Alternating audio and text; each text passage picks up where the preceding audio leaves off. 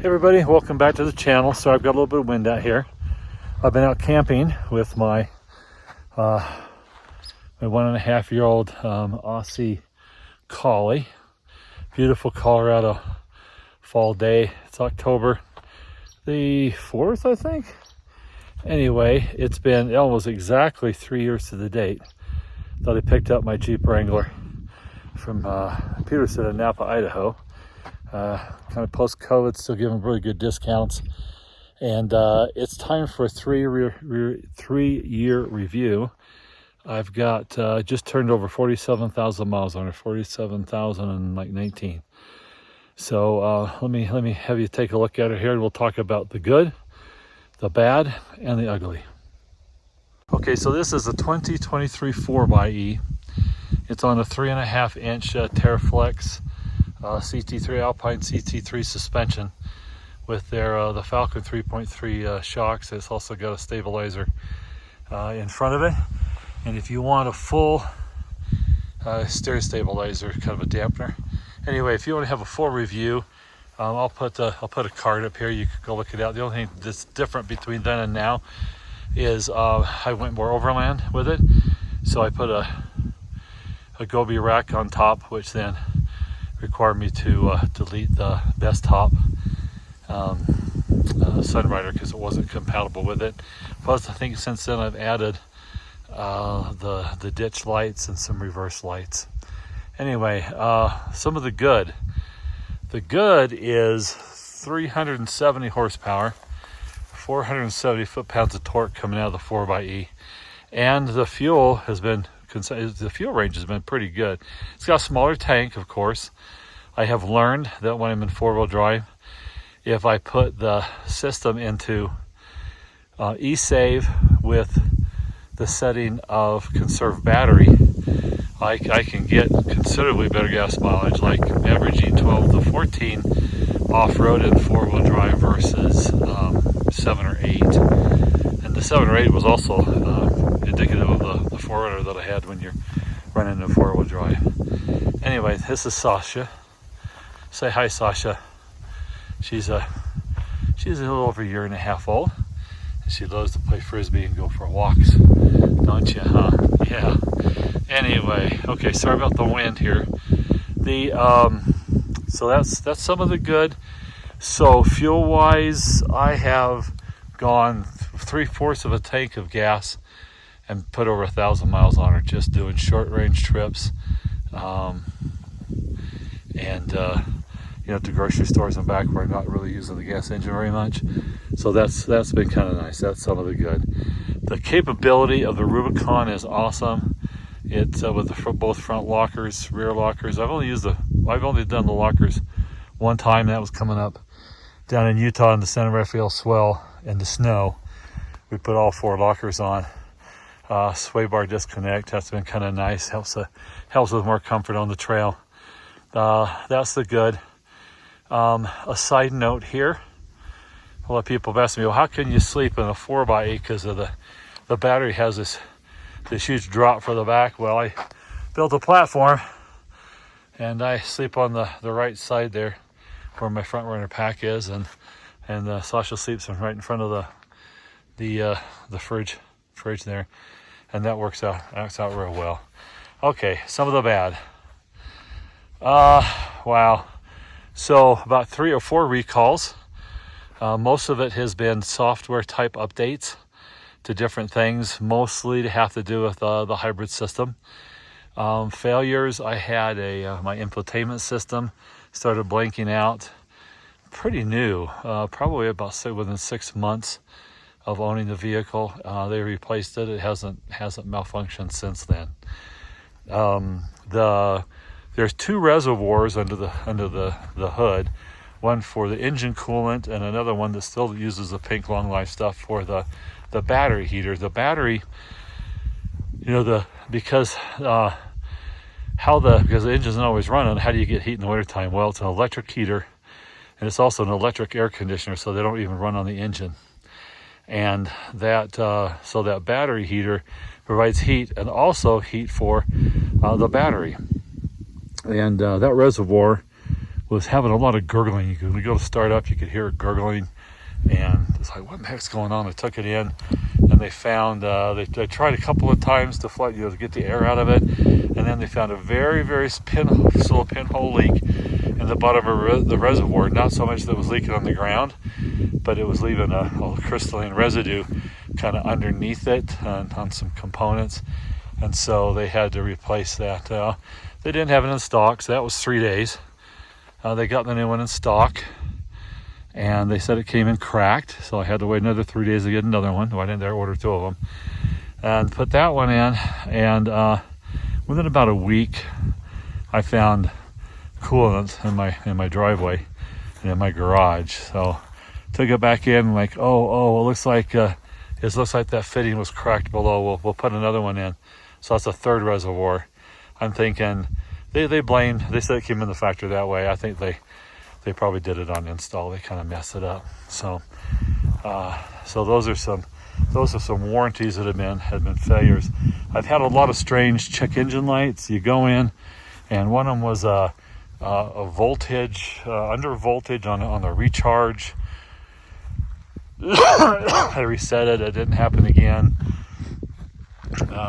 Then the purpose of the last recall was because of the battery fires in this thing. And there was a period of time where I had to not charge it, and I had to let it sit out in front of my house so it wouldn't burn my house down. That was kind of bad.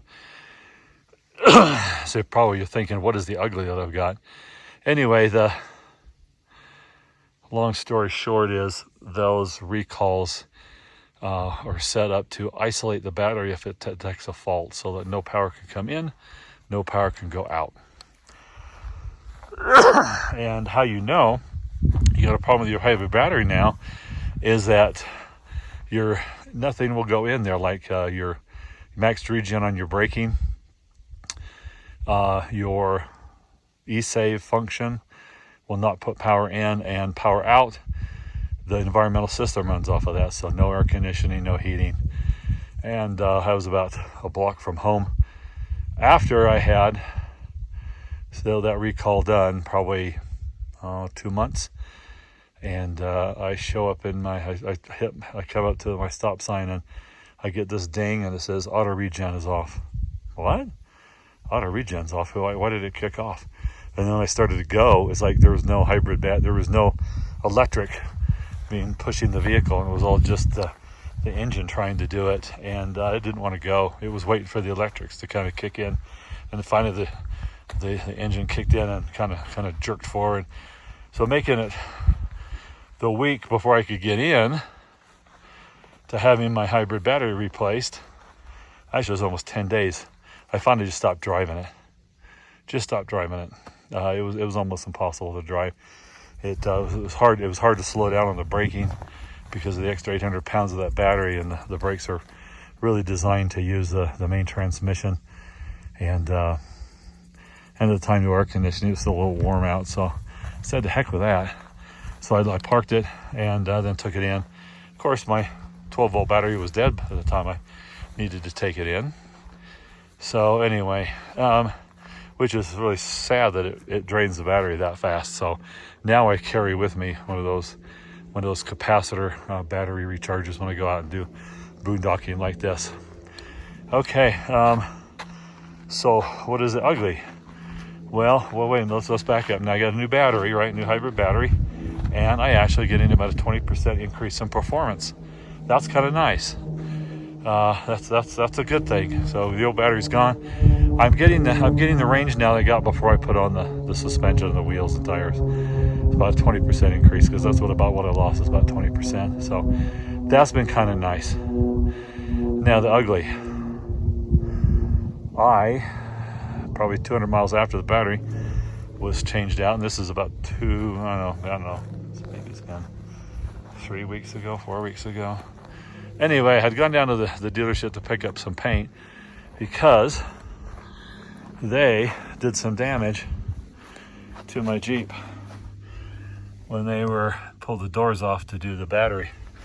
They deny it and denied my claim, so I'm a little unhappy with them, and we'll probably boycott them from now on and take my Jeep somewhere else. But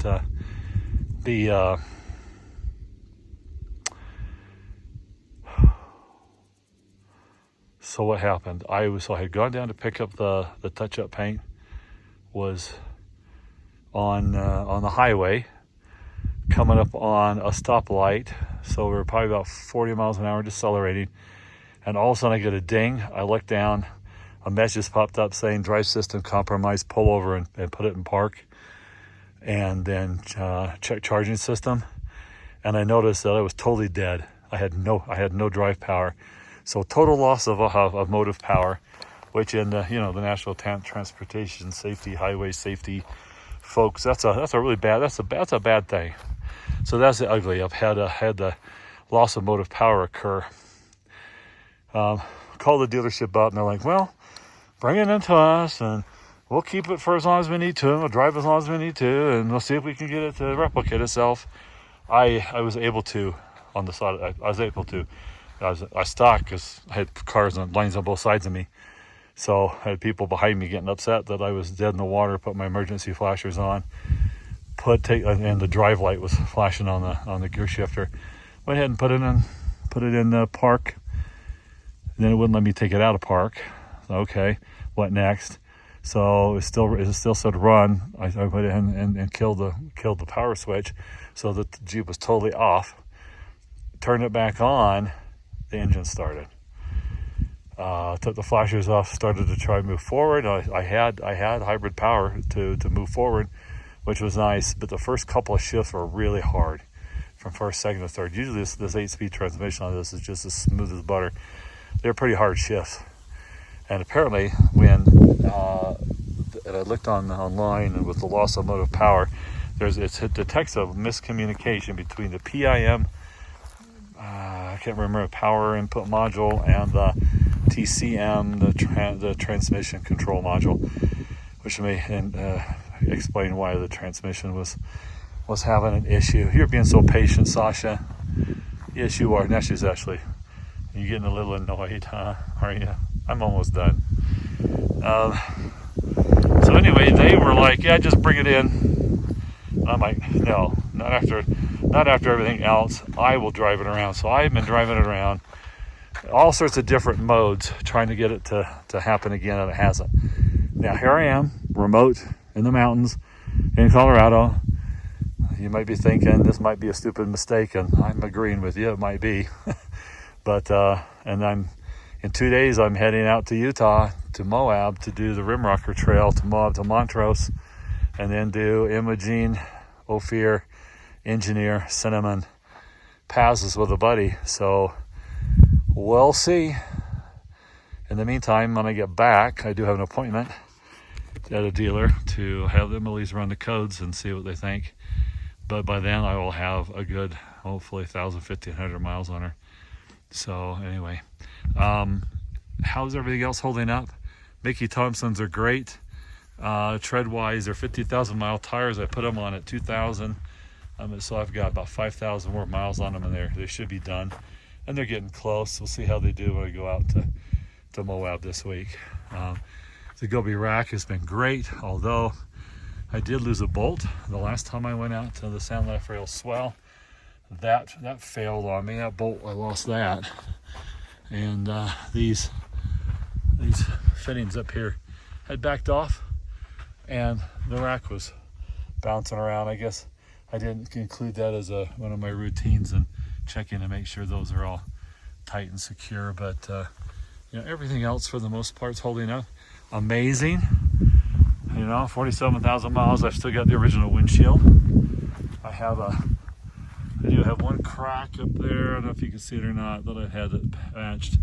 I've got a little something, I can't tell you. You probably can't see it there, but there's something going on the edge right there that's probably gonna, this winter with the cold, will spider across. So, but that's not too bad. 3 years, same windshield in a Jeep Wrangler. That's got to be a record probably.